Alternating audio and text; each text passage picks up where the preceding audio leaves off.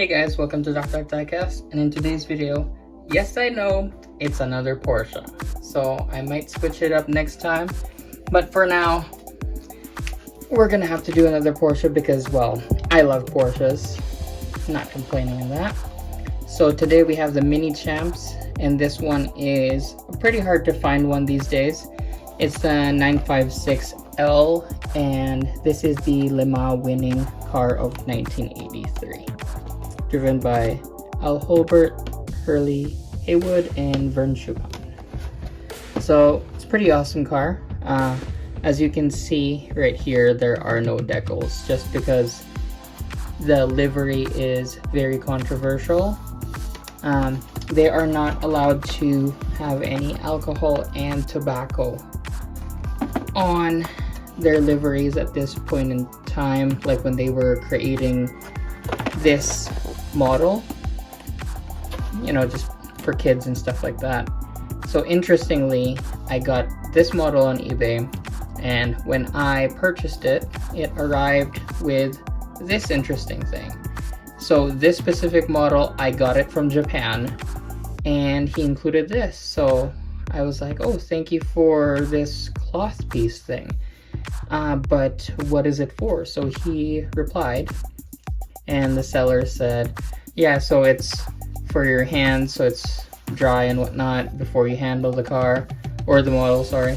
So yeah, I was very thankful. I like that's super awesome. I really appreciate it. So if you're watching, I appreciate it. Thank you so much. Okay, so let's get to the unboxing. As always, I'm gonna use this guy. Set this guy aside. Kind of wiped my hands on it already. Make sure it's pretty dry. And I can't wait to show you guys the interesting feature about this model. This one has the livery on it, and it's very well done. So some models have the livery, some models don't have the livery. I think it just depends on, correct me if I'm wrong, like I think they made models with liveries, and they also made models without, and at the same time you can get like decal sheets that you can do your own.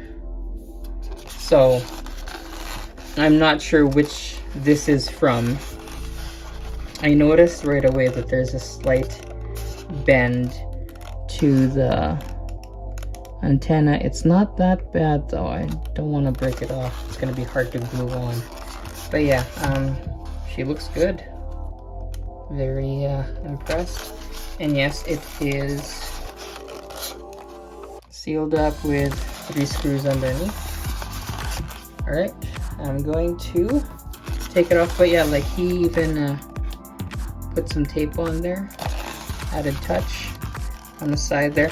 I'm very meticulous with the tape just because they do tend to take out the decal as well, so I'll make sure to be very careful with that. But it looks like this is kind of like the painter's tape type based on the color and the texture of it, so I think this won't really hurt the decal, but like I said, I'll just take my time with it and whatnot.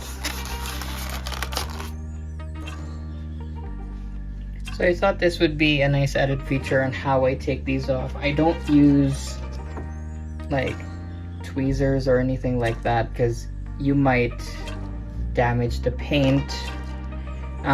Some of these tweezers are very sensitive, so like you have to be like really careful to get them.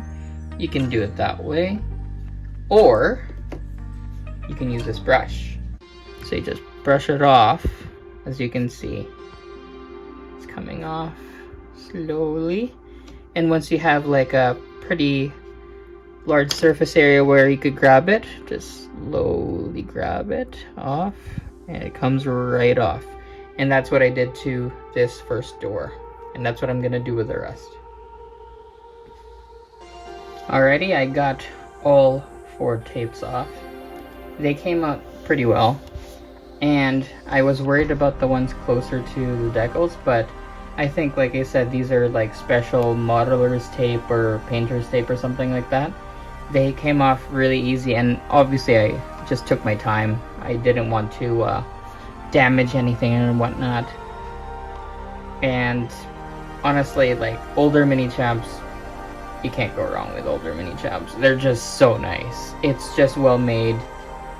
It's absolutely stunning, and the fact that it's a Le Mans winning car, it just adds up to the beauty of it and the history as well. Because if I don't know if you guys know, just a quick tip here, I did some research, and this specific car, if you check out like a YouTube channel, I'm pretty sure you can find more about the history of this car. But one of the history about this model, well, this specific racing car, if there was another lap, it wouldn't have made it, and it wouldn't have won. So that would be interesting. So yeah, it just won basically in a nick of time. Like, the engine is toast on this one, so that was really crazy. Okay, enough about that. I'm geeking out hard. Yeah, so we have separate pieces right here. Rear taillights. And I just want to emphasize how beautiful these Rothmans logo is. I'll just do a quick zoom in for you. Okay, just look at this logo, okay? You see that? It's got a nice reflection to it. Like, that is a high quality decal used right there. Like, it's not just plain gold or something like that. Like, it actually has like a reflectiveness to it, and it goes along the ones in the top here as well, and the one up front. So it has that reflectiveness to it, which I love. I'll try to, it's hard to show in this angle, but maybe later on I'll show it to you guys. There's a side exhaust here. Very, very nice. And I also like to point out that it's a separate piece. We already talked about the antenna. It's a little bit funky, but that's okay. Separate pieces for the side mirrors. Very fragile. Another separate piece right here up top for the fuel. And as we go to the front here, separate pieces right here, and you have this clear housing. You have some air ducts right here. Tow hook is also separate. I definitely like to see the differences of, say, what's that brand that's coming out right now? Exodo? No, sorry. Well, yeah, Exodo is actually coming out with this specific model, which is really interesting. And Solido, I believe, has one of these.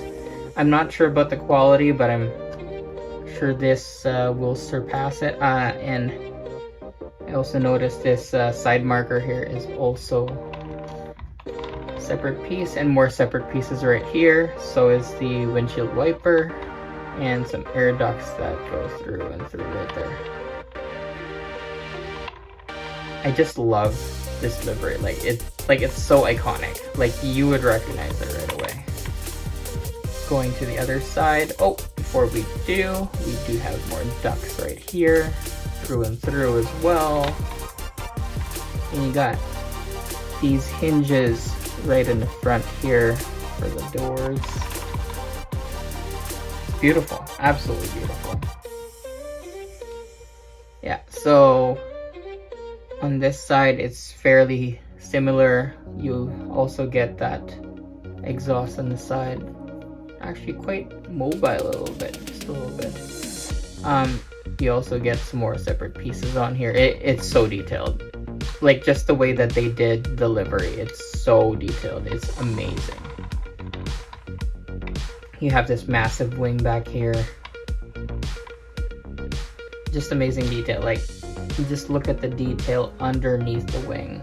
They did not spare any expense. I do see a little bit of a miss on the colors right here, just on the side. I mean, just on this edge here. And then we have some ducks through and through as well. Wheel detail. You can see Porsche 956 just right there in the middle. Got some detail a little bit on the center lock. And I love those fans, it's amazing. And you can see a little bit of a slit right there, just so you can see the, what do you call this? Valve stem. Nice Dunlop decal. And we got slicks on. And we have, interestingly, different looking wheels at the back, but realistically, if you take this wheel cover off, it should look the same. I believe this is for aerodynamics. And as you can see, like, it's a lot wider at the rear. Let's see, maybe I can show you this picture here. Yeah, right there. Like, you could definitely see the difference on how wide the rears are. Anyways, let's go back. So yeah, you see that little valve stem there, and like, I have to mention this a lot. Not a lot of manufacturers these days make that valve stem. Like, they usually miss that part, or they skip it intentionally to save some costs, but they did it on this one. And for this one, do I see that caliper? I'm not sure if I see it.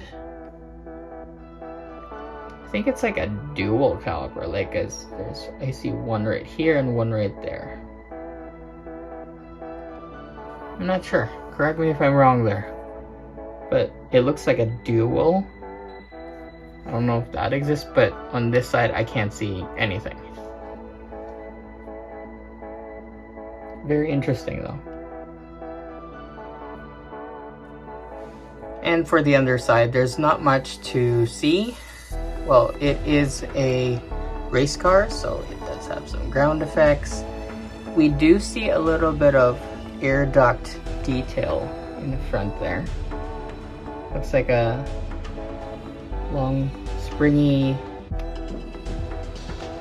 thing there, and I just want to mention that it does move quite a bit, which is interesting, and that's why they did the whole spring situation.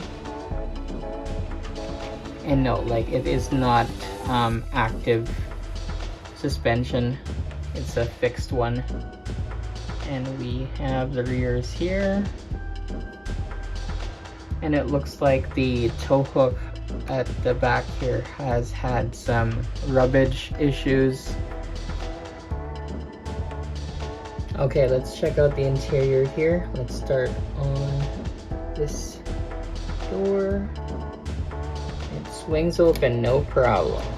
Love it. Very complex.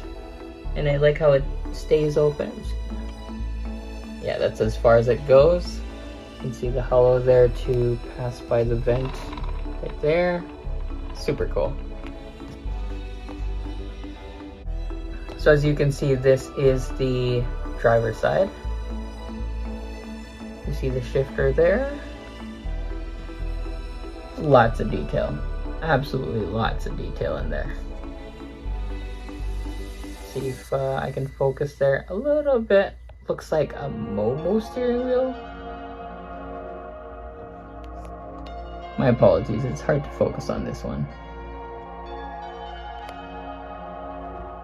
Yeah, and then you got a bunch of other things in the center console. Too many buttons to figure out, but yeah, like, there's a bunch of gauges. And you get a seat, you got some decals there. Say about, they have a tad bit glossiness to it. Sort of like, more like a plasticky look to it. but I think it's not bad. Like I wish they painted the those seatbelt clips a different color. That would help emphasize the detail. That's okay. The dash looks like it was imitating like that matte finish, like the flocked finish, so that's nice. At least it's not glossy, so I appreciate that, because that's gonna show right away in quality and what it's gonna look like. Okay, let's go on the other side. Gotta be careful not to damage this decal here. So this is the passenger side, which also has a seat, and you can see the difference on the seat, by the way. So this one has a harness on it. Maybe if I put it down, maybe it's going to show even better. So this one has a harness, and then if you look on the other side, it doesn't have a harness, and it looks like just a regular seat.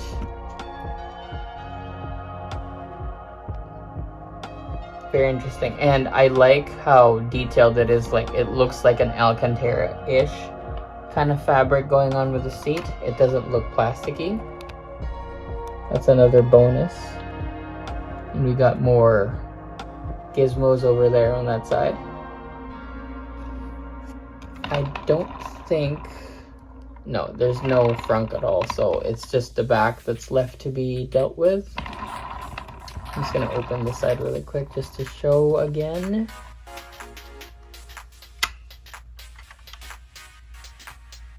Perfect.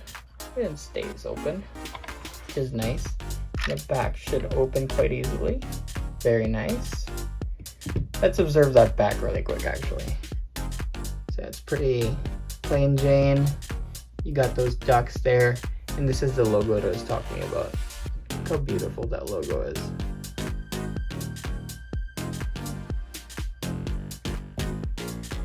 And then here's the front.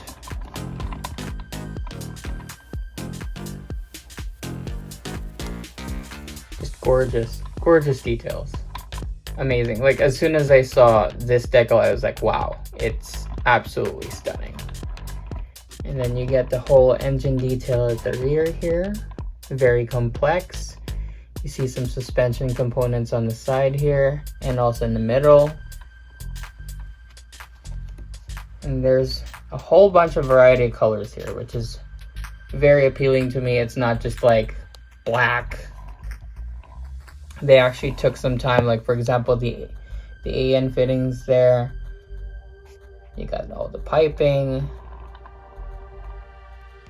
Bit of wiring in there. Super detailed. And again, like, this is a pretty sought after car. It does get quite expensive eventually. Like, it gets to, I don't know, $400 or $500. Who knows in the future how much it's gonna cost. But usually diecast cars, they kind of stay on their price, especially if it's discontinued like this, or it's like an old model, like these old Minichamps models, which is nice. But yeah, I'm very glad to have this on my collection. It's a pretty great car, and again, I just want to acknowledge the seller one more time. Thanks for that extra handkerchief to wash my, or like to rub my hands on. Very nice. I appreciate the gesture. And that's it for today's video. I will see you guys on the next one. Please like, comment, and subscribe, and have a good one.